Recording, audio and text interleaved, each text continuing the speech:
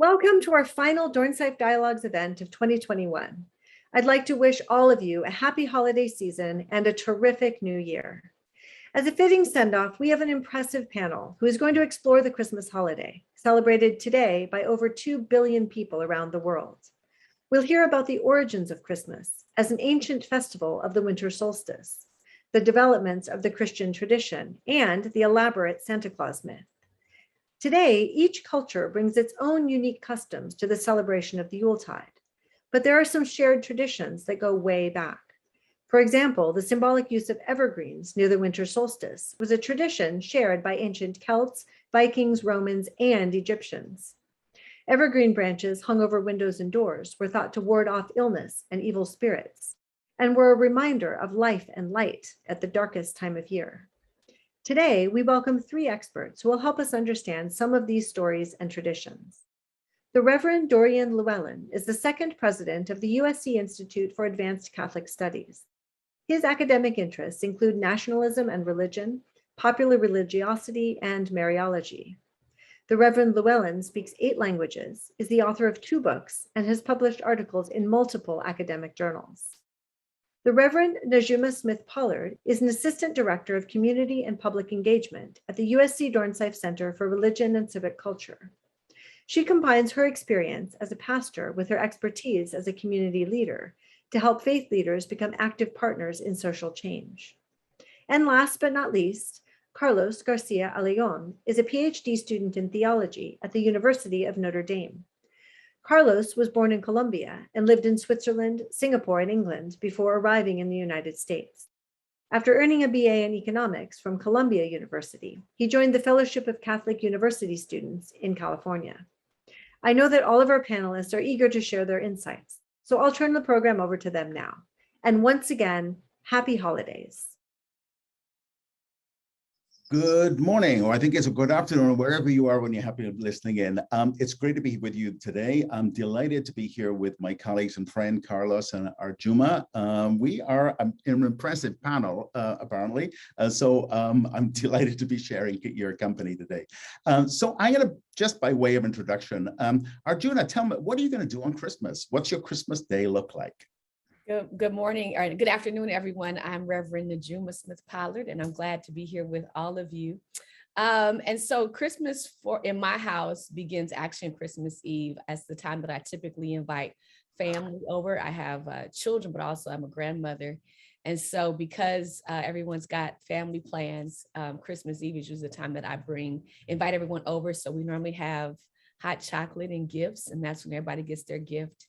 And then Christmas morning, most of my Christmases are dedicated to community service. So we will be actually partnering with 4 other churches, our congregation and 4 other churches here in Los Angeles area, Long Beach and Los Angeles, to do a gift giveaway. For our church, Christmas is not just an opportunity for us to get together with family and friends to share gifts with each other, but to also give back to our communities, because we know a number of families don't have the means to buy their children gifts and or whatever is needed for their household. And so we use this time of season to be active in gift giving outside of our churches, outside of our families. That's great, thanks. Carlos, what about you? What are you up to on Christmas Day? Yeah, that's a great question, Dorian. And actually, it's funny because for me growing up, in Colombia, but Christmas was December 24th. And I always got confused as to why people celebrate on the 25th in the States, because in Colombia, the big feasts are everything that goes up until midnight and through midnight. And then the 25th is a lot more low key. So for example, this year, I'm going to be going to Mass with my family. They live currently in New Jersey. If I were in Colombia, I would go with all my 20 cousins and my entire extended family. And then we would all get together for a big meal and wait up until midnight to open up the gifts. So as a kid, I would always think of the 24th as Christmas, because I at that night I would end up being able to open my gifts. But after the big meal, we would pray a traditional novena, or the last day of a novena until right before midnight, and that would usher us. Let me just cut across you. For those of us who are not familiar with the term novena, what is that? Yeah. Great question. So one of the most traditional Christmas things that we have in Colombia is a prayer it's called the novena, which is a very ancient Christian just practice in general, where you pray for 9 days for a specific feast or occasion. And in Colombia, the most popular novena, so novena for nine days, is the Christmas novena. So we start praying that on the 16th, and every night is a different prayer, but it ends up in the culmination of Christmas. So the last day of the novena is on the 24th at night, and that ushers us into Christmas. Yeah, that's great. That's so. And what I'm hearing now is, so we got gifts, we got Christmas, we got family. I think is another big thing here. So so by way of sharing, my family, I have right now 37 brothers. That is religious brothers, because I live in a religious community. So my Christmas this year, Christmas Eve will be spent saying mass in a parish. And then on Christmas morning, again, I'll go back to church, I think 7:30 and 9:30. And then I take the rest of the day off, and it'll be a day of kind of hanging together. We might drink some alcohol somewhere along the way, I think of that, but it'll be part of that. I do remember when I'm working here in LA in a very multi-ethnic parish, that when we had a large Filipino population and a Mexican population, that there was a lot of cultural stuff that got involved, which I, growing up in Britain, was not used to. So as a minister, it kind of got, well, that's quite a lot of work out, as well. I wanted to ask you, because one thing that Dean Miller said kind of caught my ear, which is the idea that there's 2 billion people are celebrating this. I mean, I think that's probably the biggest international feast. I mean, I don't know, but I'm guessing that's a heck of a lot of people. We all three of us come from Christian tradition, but a lot of people who don't, who they've celebrated this a kind of a national feast or a cultural feast. What do you think it is? What's something about like the human roots of Christmas that attracts people? That why would you celebrate this if you were not from this particular faith? I think what's important to acknowledge, Dorian, is even though there are different viewpoints about Christmas, right? As relates to its origin, symbols, major figures within Christmas tradition. But one of the things, and I think we said this, that makes Christmas a unifying festive time is the coming together with family and community. Yeah. And we know that God has made us to be communal people. And so I think what it does, like a lot of holidays that people may not necessarily believe in the spiritual or the tenets of that holiday, but the way that Christmas, like a lot of different lives, brings people together. It creates an opportunity for families to come together, to be intentional about coming together, even though we should be doing that throughout our lifetime. But it does create an opportunity where there's an energy around coming together, over something that is not unique, but common for everybody, and that's a meal. There's nothing, and so the Christmas dinner, that meal, and even like in African traditions, I mean, there's a lot of African countries that where the people, the majority are Muslim, but they still have a Christmas dinner because it's something about that coming together over a meal. Really just, it transcends tradition, faith tradition, it transcends culture, community. It really just becomes a unifying thing. It's a unifier of our humanity. So one thing I learned also is that Christmas is not always on the December 25th. Absolutely. I come from Wales, where my great grandmother came from an area where they actually celebrate Christmas traditionally still, I think, in middle of the January, because they use the kind of an old calendar. We have people here in LA and right across the world who are Eastern Orthodox, and they celebrate usually on the 6th or the 7th. Armenians have 2 different dates as well. So we have a lot of variations with this, but Carlos, let me ask you, what is it, humanly speaking, what is it, what's the draw for people who don't share in the same faith experience? No, it's a great question, because you definitely see the universal appeal of Christmas. And Najuma, you raised great points there. One thing that caught my attention in the introductory remarks was the attention to the winter solstice. There is this sense of especially in the Northern Hemisphere, where we are kind of in the middle of winter, in the darkest time of the year. And there's a kind of need to find hope or reason to hope. And it's beautiful because after kind of the Christmas season in general, like that time period, especially in the Northern Hemisphere, is that the days start getting longer and longer. Yeah. So there's this sense of symbolic to the seasons, and this idea of even in the darkest times, we can find reason to hope, whether it be meeting with one another, with family. And I think that's something that touches the human soul. Yeah, it's kind of interesting you talk about the Northern Hemisphere, because I'm conscious, particularly the north you go, then we get that contrast between light and dark and the different lengths of the year. I once spent Christmas on the beach in Chile. Chile, that's midsummer, right? It's actually the middle of, so in there I was in Valparaiso, and everybody's at the beach. What was curious is actually for me was actually go to the malls and the stores, and there they are, cutting down trees and putting up reindeer and snow, which they don't have. They have plenty of snow up in the mountains. So, so we also, I think we got this whole sort of, what do I say, this kind of the imagery, the iconography of Christmas. Is there something there that, that you like? Is there something that you hate? Oh, I hate, I don't know if I hate, but certainly what I do enjoy are the lights. I love putting up lights. I like the Christmas tree. It's just a warm feeling. It reminds me of my childhood. And I teach my kids, we're not worshiping trees, we're not worshiping lights, we're not worshiping other gods, but it's okay to enjoy, this kind of symbol, this kind of lighting. It just brings good energy into our home. And so I think for me, so it's nothing I really hate. Let me take that back. I dislike the major commercialism where people are made to like they have to go out and spend a lot of money. I think I do have a challenge with that, especially coming from a community where I know a lot of people don't even have the means for that. But there's a getting caught up in the commercialism of it. And so people who don't even have the means to buy in this way tend to do that.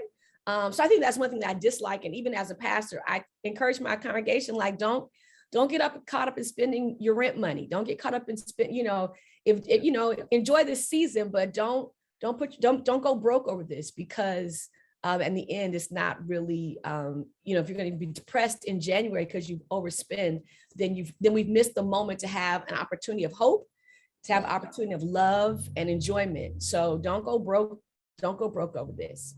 I kind of say amen to that kind of commercialization. I think, I don't know what I think, so I listen to the elevator music or the music in the mall, and, I get some level it's wonderfully festive, but, here, it's not that I spend a lot of time in malls, frankly, but, here we've got this idea, celebrating this child Christ who comes into the world poor in a marginalized and a violent country. And then we're spending and we go ka-ching, ka-ching, ka-ching. So yeah, Carlos, if you had one thing that you want to change about your experience of having almost two different kinds of Christmas, what would you say? Great question. I think probably one of the biggest things that I take away from my own cultural celebration of Christmas is that in Colombia, now increasingly more, there's attention to Santa Claus. But he's not really the central figure traditionally. And even now, there's a lot of families that don't incorporate him in. Yeah. The central figure in Christmas, especially the one that brings the gifts, is the child Jesus, or in Spanish, el niño Dios, more specifically, the child God. Yeah. So there's a kind of emphasis on the tenderness, as you say, of this little baby born on the margins. And there's a tenderness, especially, for example, in the novena that we pray together, where the attention and the focus is given to this idea of God being a child, which even in among the US culture, religious landscape, it's not an idea that you find very often, but it's literally thinking about God being a child. And so there's a kind of tenderness there it's something that I think my culture offers to kind of combat this commercialization. Yeah, you kind of mentioned Santa Claus, because maybe that's a figure I have sort of mixed feelings about. He's an interesting figure, because there are tons of books written about this, like how, because I mean, his origins really are in Saint Nicholas, who was a 3rd century bishop, and then gradually all the things that get sort of added on, particularly in the sort of 19th century, like why reindeer, and why does he wear red? These are the questions. So incidentally, let me just say, if you tuned in a little bit before Jim's introduction, we do have space here for Q&As. So if you're at home, please, at the bottom of your screen, if you're watching on Zoom, you have the opportunity to ask a question, and we'll pass that on to whichever one seems to know best about this. So it's at the bottom of your screen, Zoom, Q&A, and you just type your answer in. Okay, thanks. Yeah, so so Santa Claus, candy canes and that kind of stuff. So I think just about every Christmas sermon I have either preached or that I have heard has said, remember the true meaning of Christmas, so but and then the question is like, what is it, what's that question? So what is that true meaning? Let me ask, I want to ask something here, Najuma, just because you and I, when we were chatting the other day, so we have a number of celebrations this time of year. They are the holidays. So right. We have so amongst which here in LA is Kwanzaa. I mean, tell us a little bit about that. Yeah, and how you celebrate. So Kwanzaa, for those that are not familiar, was started by Llywelyn Karenga, not so much as a way to end the celebration of Christmas for African Americans. Yeah. Though that has happened for some people have chosen not to celebrate Christmas and just focus on Kwanzaa. Mm-hmm. But the tenets of Kwanzaa are really around self-responsibility, unity, and building community and building family. Mm-hmm. And so there are 7 principles that are lifted up, and Kwanzaa ends on the day after Christmas. I mean, Kwanzaa begins the day after Christmas. And so what you do see, or what I've seen for a lot of African-American families, is they may celebrate Christmas, but also go right into a Kwanzaa celebration. Mm-hmm. And then some have just do Kwanzaa only. And it's not so much a Black Christmas. Some of you use that way. No, it's really about celebrating African and African-American history and tradition. Using the candles, the red, green candles, using other forms of decoration, but also it's really about looking at our community and ways in which we can build and celebrate. And it also speaks to this commercialism. So even the gifts that are shared during Kwanzaa, you're encouraged to make the gift, not necessarily go out and buy the gift. And so it's really the purpose of Kwanzaa, and without going too long or too deep, is really about building the Black family, building the Black community, and providing to a degree an alternative to the commercialism of Christmas. But a lot of African Americans do Christmas and Kwanzaa. I'm one of those families, we might do Christmas, but on Kwanzaa, and then there's a final gathering at the end of Kwanzaa where I know I have a really good friend for, I would say, the last 20 years, she does a Kwanzaa gathering the last day of Kwanzaa, and we're always participating in that. And again, it's about coming together with food. And then there's activities where it's about building the community and building Black family. And so, it's a really great time of year. So one word, well, many of what you shared is super interesting to me because it is new to me. But one thing that caught my attention was your reference to food.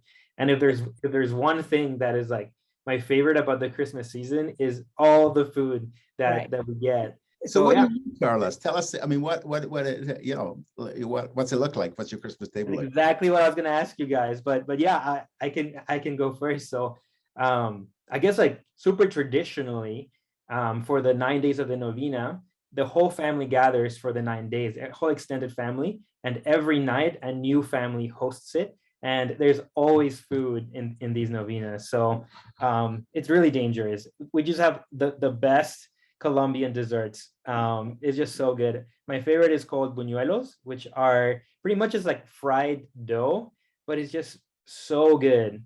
We have a traditional flan as well. When it's cold outside, we do canelazo, which is kind of a cane sugar drink. And then for the adults, we add a little bit of alcohol.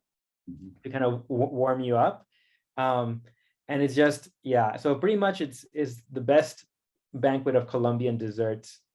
But yeah, what about you guys? What would be traditional? So I'm going to go right into so as a fairly old school sort of British Christmas. I mean, so part of my background is the whole Dickensian thing of that kind of stuff there. But I mean, so typically what in Britain we would have, actually the Christmas meal itself is often turkey. So it looks suspiciously like, the Thanksgiving meal. But the desserts there, so I mean, we seem to have eaten, as a kid, I seem to remember like about 7 meals on Christmas Day. But so lunch would be there, but then the Christmas pudding is like a plum pudding, not a mud. It's boiled out with raisins and dried fruit, suet, which is the fat from around the kidney of a cow, which doesn't sound that appetizing. A lot of sugar, alcohol, nuts, and it's steamed. It's incredible. It's only like 4,000 calories a spoonful, So, and so tis the season to get fat. And then that would be like 1 o'clock, and then by 5 o'clock we'd be on to the next meal, which would be often leftover sandwiches, the leftover turkey, sometimes with chutney that you make in the summer and you keep to open on Christmas Day, and then mince pies. And then the mince pies could be served with brandy butter, which is brandy and sugar, and brandy and sugar and butter. So it's incredibly rich food. And then you get that kind of post-turkey, that all the sleep kicks in. So it's a kind of a season for almost overindulgence. Yeah. What about you, Najuma? What's your Christmas food there? Yes, I mean, I think it's like soul food on 1,000, right? It's like, and a lot of families, will. I mean, it's the black eyed peas, it's the red beans and rice, it's the turkey, it's the ham, sometimes duck. I mean, it's all the meats, greens and cornbread and dressing or stuffing, some people call mac and cheese for sure. That's like a staple. Like you got, especially in the African American community, like you got to have mac and cheese. With no mac and cheese, it's not really a meal. So and heavy emphasis on the mac and cheese being done right. Like it's got to be right. It's actually a joke. If you pay attention to social media, you see people joke all the time about like, if you can't cook mac and cheese, don't try. And then there's lots of desserts. I mean, the cakes, the pies. It really is a decadent soul food time, dinner time. Like people really go over, not over the top, but just really put a lot of love into these holiday meals. And I know a tradition that is that has been in our family and a lot of our friends is breakfast. So like there's Christmas morning breakfast and having that time, together as well. So which is like pancakes, waffles, or whatever, but including breakfast as well on that Christmas morning. So this is very about physical, right? So the body is involved in many ways.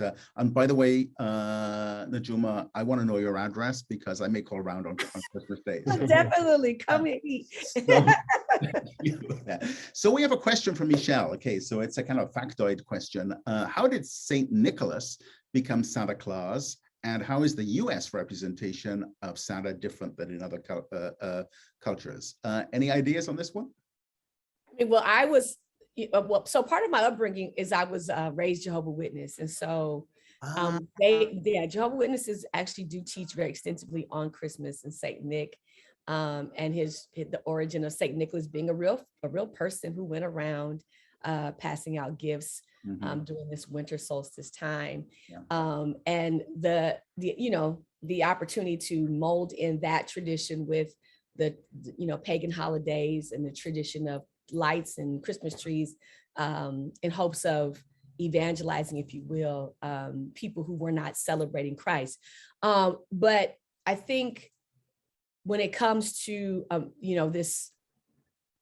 American culture, I think Santa Claus, Saint Nick becomes this figure that brings joy to children, but that wasn't the original tradition of Saint Nick. Like there was part of it, but not all of it. And so I think I think that's also why in a lot of even African-American families, there's not a lot of emphasis on Santa Claus, right? Number one, because the idea that there is a white-haired man coming through your chimney and you live in, you know, the projects or the neighborhood, it's just not something that is pushed because it's just so absurdly not realistic. And there's a lot of Black families that teach their children Santa Claus is mommy and daddy. But you know, Saint Nick it's a real figure, so it is someone that I think people should study. Yeah. So Carlos, you and I are both Roman Catholics. Do you have any comments on Saint Nicholas? Well, I guess I would just say I was thinking about the answer to this question in regards to how Santa Claus is incorporated in Colombia, and he doesn't kind of fit with the whole ethos of like again, like with our novena waiting, we pray the novena every night before a nativity set. They're so important. And where do you fit Santa Claus in a nativity set? It's kind of like where does he fit in? And so kind of the culmination of the gifts happen when you finally are able to put the figurine of the baby, little baby Jesus, into the manger. But nowadays in Colombia, I think part of the question was how is Santa Claus incorporated into in other cultures. You have this interesting interplay of the child God working with Santa Claus to bring the gifts, where people know that it's the child God, but somehow Santa Claus helps him out. And I think unfortunately Santa Claus can be tied also to more wealthier circles as well. Right. So if you're able to get Santa Claus to come, it's typically a sign that you're better off. So we have a comment here, an interesting comment from one of our, and it's from Dimitra, who says that I'm enjoying this and I'm Greek. Our Santa Claus is San Basilios, celebrated on New Year's. So one thing to remember, I think, is that Saint is that it's always that's Saint Basil, actually, by the way, Saint Basil. So it's not always Santa Claus who brings gifts. So this week we celebrated the feast of Saint Nicholas, at least in the Roman Catholic calendar. If you were in Holland that day, you'd have been expecting, if you were a little kid, you'd have been expecting a present. And it's actually St. Nicholas who brings it. And St. Nicholas, there's a St. Nicholas boat parade, if you want, when he arrives there and he's dressed as a bishop and he's got his bishop robes on and he has a staff. And in his right hand, he has a book which has the names of people who have been naughty and who have been nice. So I think everybody's nice. Okay, so there. I think culturally, what's interesting there is that, I mean, if you look outside, I know, for example, I lived for many years in Spain. There is a Santa Claus, yes, Virginia. But there was also the one you get the gifts from Los Reyes, were from the kings who arrive on January the 6th. In Italy, there's a figure called La Befana, which is like an old witch. And she's the one who brings the gifts as well. So there are different traditions from different places, and it's almost like Santa Claus has brought in whole loads of different elements, like why red? Where do the reindeer come from? Where do the elves come from? And a lot of them actually come from 19th century, from America and from England in particular. So Dickens, and then the kind of the beginnings of commercialization of Christmas. Yeah. And even in some African countries, Osiris is the Santa Claus figure. So even in some parts of Africa, Osiris, the god, is the figure that you might see in some of the decorations. And then there's some others, gods that may represent the Santa Claus figure, that not necessarily bringing gifts, because that's not, again, to Carlos's point, the privilege of Santa Claus or the gift giving of expensive gifts really only applies if you are in a wealthier, if you're in a wealthier economic status. But for those who are not, it's really about how do we share gifts together, and not necessarily going out and spending money to buy expensive gifts. And so it's not so much the gift giving, but the sharing. Yeah. So there's question for us here from Robert, who's asking, why do we think that Christmas for many is a secular holiday celebrated in countries where there are very few Christians? Is there something, I mean, what's the influence there? Why was, so if you were in a Muslim country, a majority Muslim or a majority secular country, why would you celebrate Christmas? Yeah, and I would say, I mean, again, from like what I've seen, I've had the privilege of being out of the country a couple of times during Christmas.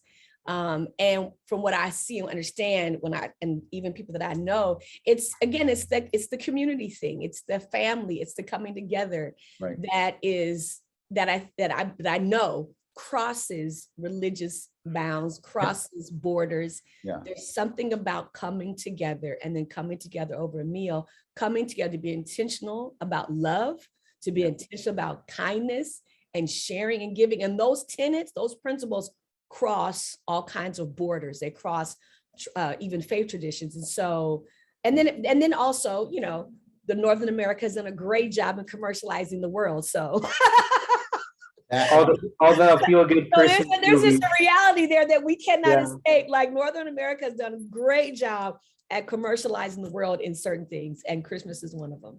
Yeah, I mean, just to hop off on that, just kind of the influence of Hollywood all over the world. Like, Yeah. how many can we think of, like those feel-good Christmas movies that captivate the imaginations of millions? Yeah. But I think also, I wonder how much it could be also how Christmas is tied to this concept of the end of the year. Its proximity to New Year's Eve and New Year's Day. This kind of sense that it's the end of one journey and the beginning of another, as again an appeal that goes beyond borders and cultures. It's almost like they want to use this word in a very technical way, the kind of myth, not in the sense that it's untrue, but it's something that responds to the deep, you know, of the human heart. I want to read something here that I found when I was thinking about this, and this is somebody who's writing about Saint Nicholas, okay, and says, Nicholas reflects our culture to a T. He's fanciful, exuberant, overweight, and highly commercial. Okay, but he said, and the writer, she goes on to say that he also mirrors some of our highest ideals: childhood purity, innocence, giving, unfaltering love. The problem is that Santa's become burdened with society's greatest challenges: materialism, corporate greed, and domination by the media. So I think you can say, my response to that, the question about the secular holiday in places where it's not really a religious one, is that I do wonder about kind of the commercialization, what that actually means. And you know, frankly, people celebrate things that we don't really fully understand, you know. There are many examples of that. Yeah. And I, you know, and when one of the things that I even share, you know, over the pulpit is there's nothing wrong with, you know, secular traditions, right? Yeah. Like, I think it's how we place them in our lives. Yeah. And where we put our, you know, our priority. Secular traditions have a place in our society, and they can be of benefit to society and of benefit to families, but we have to also keep them within perspective. And I think that's where the commercialization of Christmas can be damaging, is that it sometimes can cause people to lose perspective on what's important and what's real.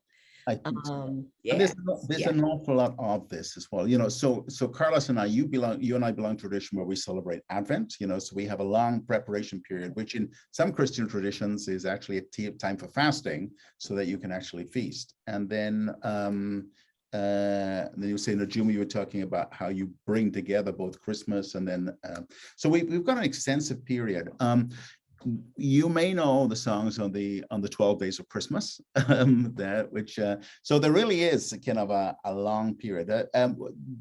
Anybody so Rob has asked you, what are the 12 days of Christmas? And do you celebrate them? I don't know. I don't know. Okay, you're gonna pass it that one. There's a brain stress. Come on, Carlos. Yeah. What is that? I've heard of the term before. I'm gonna give it a shot. At least in the Catholic liturgy, Christmas is not one day, but it's we call it the octave of Christmas. So it's Christmas like every day for 8 days, and then the kind of end of the Christmas season is officially what we call the Epiphany, or like where the visit of the kings to to the child Jesus. And so you have those 12 days where it's Christmas all day, every day. I have a friend here in theology at Notre Dame, and he's studying liturgy, and he loves the division of the liturgy, and he's to an extreme. So I asked him, Juan, when, according to you, should we play Christmas music? And he's like, not until the 25th. And I was like, when should we stop playing Christmas music? Not until after the Three Kings. So for him, technically, Christmas music should 20 all the way to the beginning of the visit of And the that's where you kings. get an interesting thing, because when I drive around on December 26th, the Christmas trees are already out. Yeah, Right. they're waiting to be collected by they're out in the trash. Whereas the Christmas, I think, the earliest Christmas decorations I can remember going on sale was one very, very wet summer in Wales, and the tinsel up in the stores in July. So but the 12, yeah, you're right. I mean, it is. So there are two accounts of Christ's birth in the Gospels, in the Gospel of Matthew and the Gospel of Luke. And what we tend to do is to blend them. So it's the shepherds and the kings. But really, so within the Catholic and Orthodox tradition, particularly the Catholic tradition, we begin with the feast of the Christmas, the 25th, which is the shepherds, and then we end with the feast of the kings, which is where you get in Spain those that thing. So hence the 12 days. Feasting for 12 days is it's very expensive, and B, it's ruinous to the waistline. So my advertisement here for any diet program, yeah.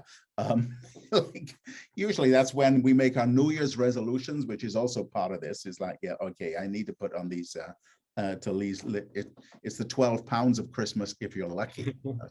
So Carlos, Catalina wants to know, do people celebrate Advent in Colombia? And can you talk about what Advent actually is? Sure. So Advent in general is that period of time. We right now in the Catholic calendar, we just celebrated the second Sunday of Advent. So how many weeks? What's that? Yes. So 4 weeks. So it's 4 Sundays before Christmas. You celebrate what we call a Sunday of Advent, and it's a reflection and a time of preparing the heart and the spirit to receive the gift of Christ. Is pretty much the general spirit of Advent. So Dorian was mentioning that some traditions it's you fast because you have to be kind of pure and ready to receive a gift. So in a way, like it is tied to this very fundamental idea of gift and gift giving. But in this sense, we are the gift recipients, principally, not the gift givers. And I think that's kind of the beauty of Advent. Right. And in Colombia in particular, for those that are, I would say, more religiously active, you do celebrate Advent, but I would say for the vast majority of the population, if they think of Christmas and preparation, they will think of the Novena de Aguinaldos, which itself has a rite of preparation to receive the heart. So every day you go deeper and deeper into what it means to receive the gift of Christ. There's something good about that preparation thing. So I talked about sort of multicultural LA. So one of the things that you'll see on the streets, particularly of East LA, is the Mexican tradition of Las Posadas. Mm-hmm. So which happens again, it'll start about now, and it's typically what happened, there'll be at least a couple will be a Mary and Joseph, and for 9 nights, they'll go to a different house, and each house represents a place where you welcome, you're welcome Mary and Joseph and the Christ child as well. In Filipino culture, there's Simbang Gabi, which is these 9 days of prayer. Typically, it was done like early in the morning, like between 3. It was the mass, the religious service 9 days before Christmas for people who were working in the fields. So in the cities now, it's done much more often in the evening. So there's something there about, I guess the religious and preparing your heart as well, and there about that way. And in some ways, I think we were talking about things we don't like about Christmas or things which are a bit of a struggle. I'm not going to be so hard line as to say, no, I'm not going to put up my Christmas cards. I'm not going to do the decorations until before. So, you have to hold both words, and I think there, and Najuma, you mentioned that, as well. There's nothing wrong with a secular culture, but you got to hold it in balance. Okay, practical question. Do you have a Christmas tree in your house? I will have one. We don't have one yet, but we will have one. I just like the lights. It has nothing to do with, if they gave us Christmas trees in the middle of the summertime, I'd probably put one up. I like the lights. I like the smell of the pine. I have a phone. I just like the decorative part of that. So that's what, Yeah. And of mine puts her Christmas tree up on Thanksgiving, Yeah. So I just like the lights. I like, at nighttime, turning off all the lights and just having the tree and the lights and just sipping tea. So we will have one, but I know for a lot of people, it's challenging because of the history of the Christmas tree and celebration of different gods and lights, the God of lights. Oh, right. Okay. And that may or may not be factual. I just know that that's some of the story and some of the myths that goes along with it.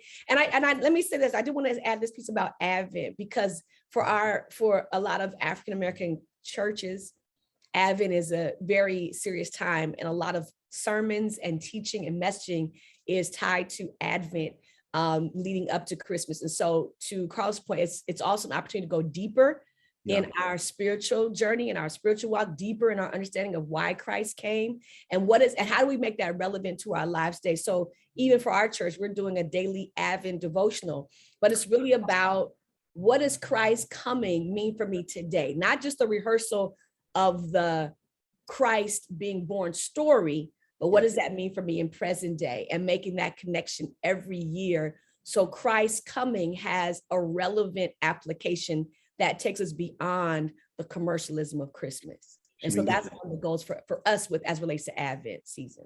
So run that by us again here, Najuma, about people don't like the Christmas tree. What, they have reservations? I think it's people who understand that trees and the lights have some connection to worshiping trees, worshiping God of lights, sun God, moon God, and there's all these different teachings around that, not necessarily being a Christian.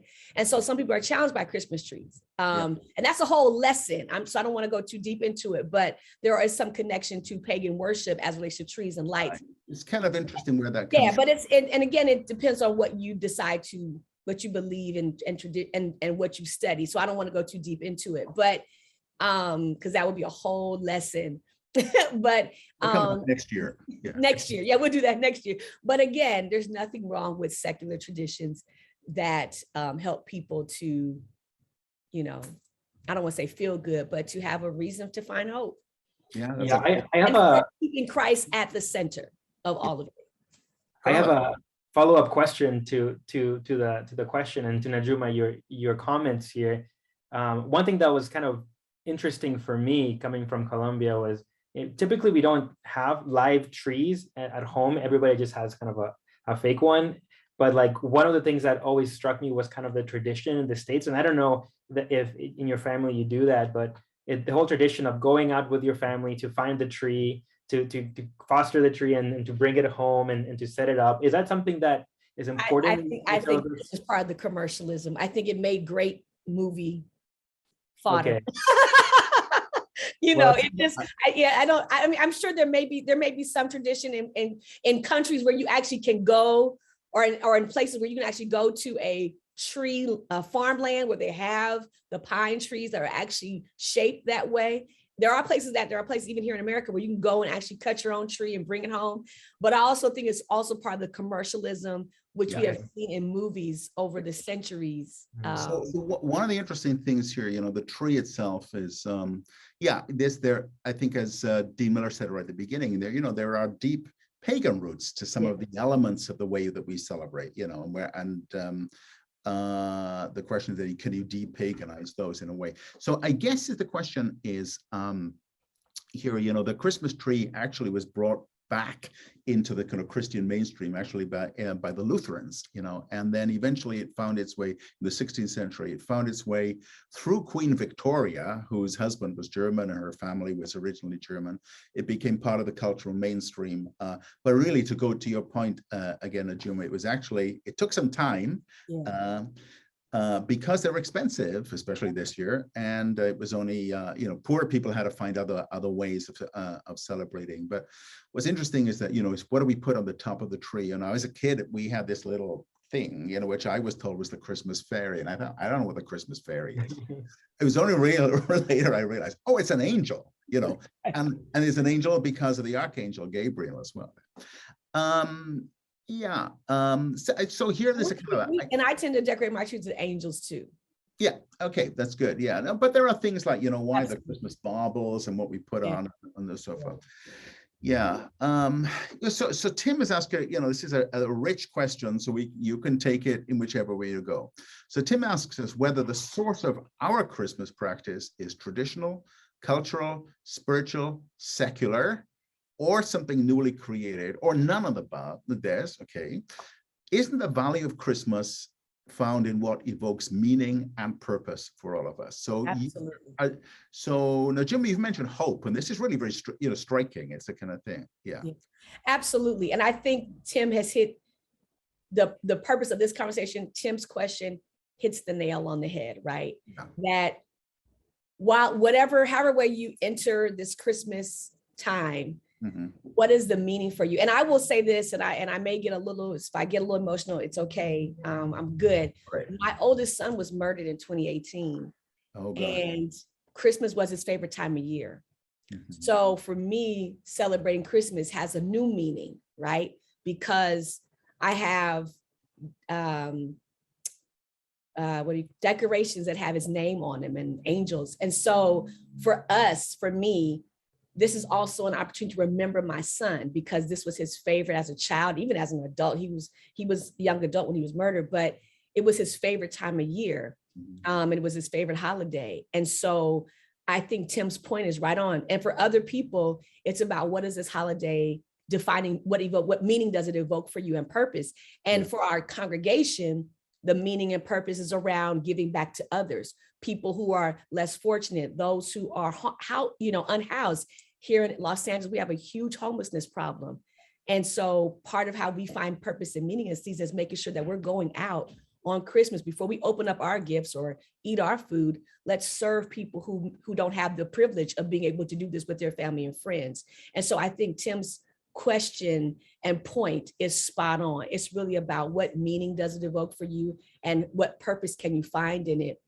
And that's what I believe takes Christmas beyond the commercialism and makes it more meaningful than the commercialism that we see in commercials in the stores. Yeah. Well, first of all, I think anybody who's heard your story, just that Najuma, about your son, that's it means that Christmas is a really poignant time. Yeah. Absolutely. As well. And then thanks for sharing that, Najuma. And I think you point to a reality for many people, and I think it touches upon what Tim is asking, is that sometimes Christmas can come with a lot of difficulty and woundedness for a lot of individuals. And I think especially in just thinking about in light of what we just went through as a world with the pandemic and the isolation, I just wonder how, especially this Christmas, as we start opening back up again, how this holiday season can really be a time of combating that isolation in which so many of us were plunged into, and finding healing in faith and also in one another. Thanks for sharing that. That really and I've heard people say, like, this Christmas I'm going to see my family, or I'm going to be with friends, like making a decision because of what we've come through, right? Like I'm going to make this season mean something for me because of what we've gone through as a world, with the isolation and not being able to see people, and really understanding again, what we really missed in all this pandemic was being together, because that's at the core. We were created to be together. We were created for community. And I've heard people say that if they don't do nothing else this Christmas, they're going to be with family or their mother or their father or their friends, and being very intentional about that. So you kind of stripping it down really to, I think what I hear you both saying is that, like, when it comes to the basics, it's not the tinsel, it's not the reindeer, it's not even the presents, it's not the Christmas tree. There's something kind of more. There's a more deeper and fundamentally human in that. As well. Yeah. Absolutely. So thank you, Tim, for your question, because that's the point. That is the point. Yeah. Yeah. Does for you guys, like, does Christmas raise questions for you? Do you ever ponder, I mean, like spiritual questions as well? That when that comes up, to say, you know, are there things when you think about Christmas, and let's say the original Christmas, the first Christmas, are there, so I'm not talking about the commercial stuff, but really kind of the reason why Christmas came about in the first place. Yeah. Yeah, I think for me, and this is something even I pose to our congregation during Advent, it's like, what is God saying this time? You know, I believe what is God saying now? And that's how we find refreshing and renewal in a story that is the same story every year. It's really at, you know, what is God saying now? And when I, you know, for me as a Christian, but I think that's a universal question, no matter what your faith tradition is, or if you don't celebrate, like, what is God saying now? What is the universe, you know, asking of me now or calling me towards now? Yeah. Carlos, what for you? Yeah, great. Thanks for that as well, Najuma. But I think in my culture, I would say, especially with the attention to the child Jesus, and for me, at least, if we root kind of you go back to the traditional Christmas story, this idea that God becomes a little baby is just kind of something you can sit and ponder with. What does that mean? And one of my favorite quotes by a theologian is, Christmas is the invasion of time by eternity. So Christmas is the invasion of time by eternity. It's a time where the fluctuating universe meets something eternal that's concrete in this child. So to your question, Dorian, like spiritually, what are some things that I ponder and think about it? It's beholding something powerful and eternal and something so weak and so small. I think as a kid, to be honest, you know, I mean, I never thought about, I mean, I kind of knew, of course, you know, the Christmas story, right? You know, we used to go to church on Sunday, but it didn't really sink in, you know, any of the sort of deeper significance, because you're too focused on the presents, you're too focused on the celebration, you know. So I think as I get older, you know, and I begin to look more like Santa Claus myself, so like I got this beginnings of the beard, yeah. But I think this almost like as you get older, it's almost like you have a bit more experience, and I think you can think about more about the kind of the deeper significance for you. Yeah. If you guys could change one thing about either the way you personally celebrate this season or the rest of or the people around you do, what would you change? Oh, I'm going to say the commercialism piece again. I think that there was something to change. Less emphasis on giving all your money to big stores. Yeah. And I know stores have to make money because people work there. But if there was one thing that I could change, it was encourage people to give less money to big, what they call them, blockchain stores, whatever they call them. You know what I'm talking about, Macy's and them. Yeah. Yeah. I think just building off of that, I would say specifically, I want to get more creative in the kinds of Christmas songs that I listen to. And I think there's like something so nostalgic about hearing the same songs. All I Want for Christmas Is You, you know, who doesn't get kind of an excited high from that?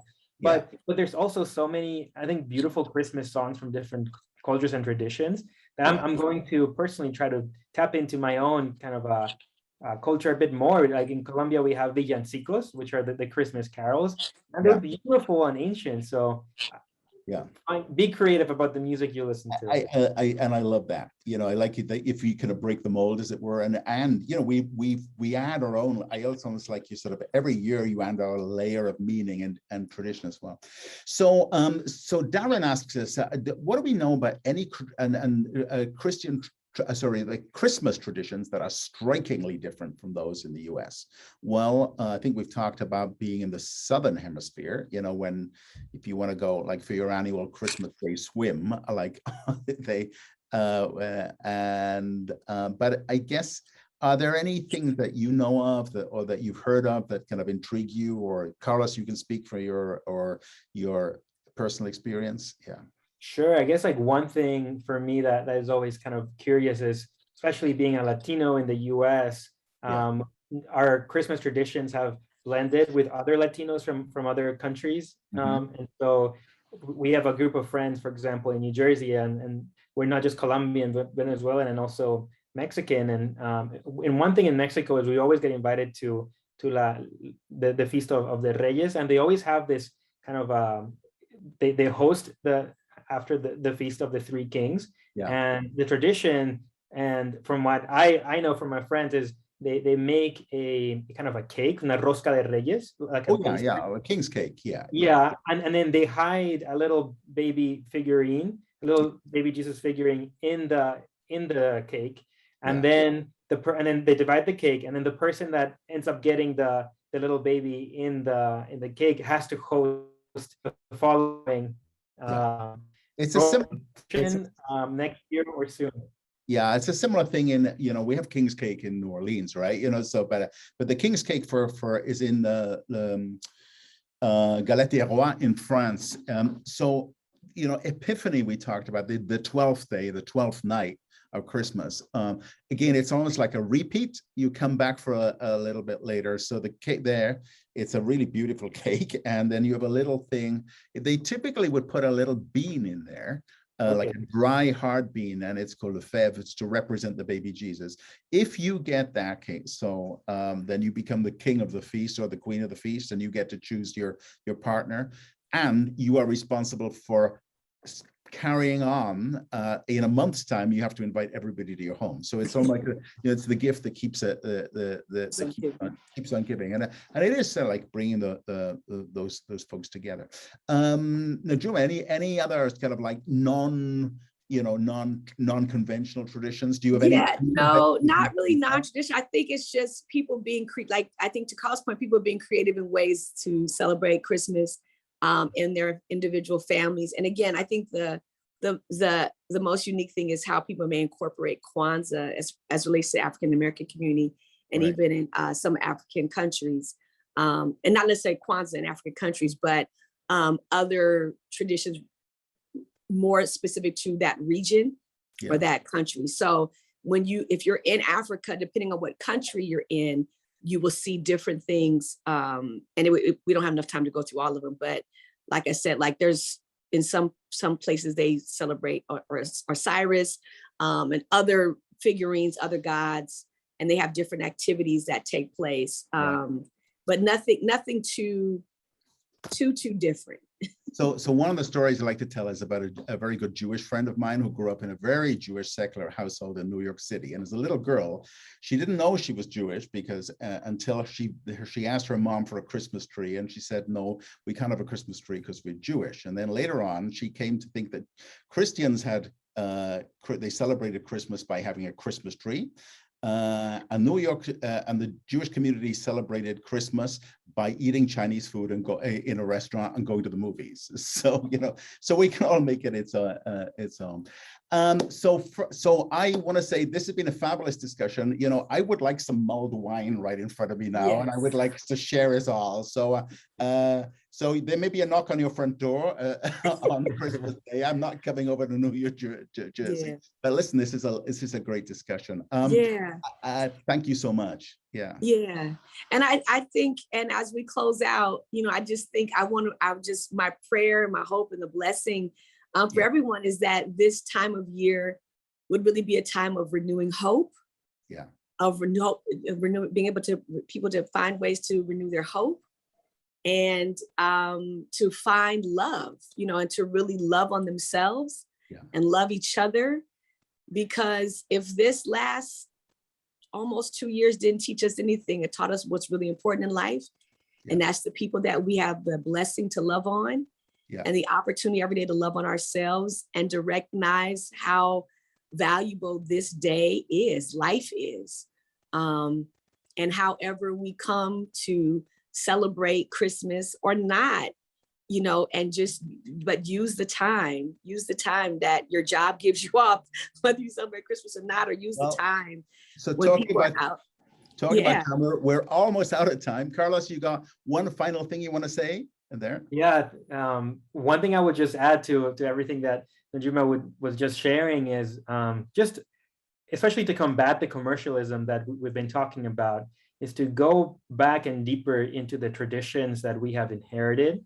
And whether that be spending an extra hour at church, whether that be reading an extra spiritual book, whatever that may be, but to go a little bit deeper, at least for me, that's something that I want to do. The kinds of songs that we listen to, with just find deeper songs with deeper spiritual meaning. So that's the one thing. Great, thank you. Well, I want to say thanks again for all that. For those of you who are at home watching, we wish you a Merry Christmas and a wonderful, blessed New Year. Thank you. If you want to show this to your friends, we will record this. It'll be up on the Dornsife webpage, I believe tomorrow is what we hear. So thank you, and a blessed Christmas. And Blessings, everyone. Blessings.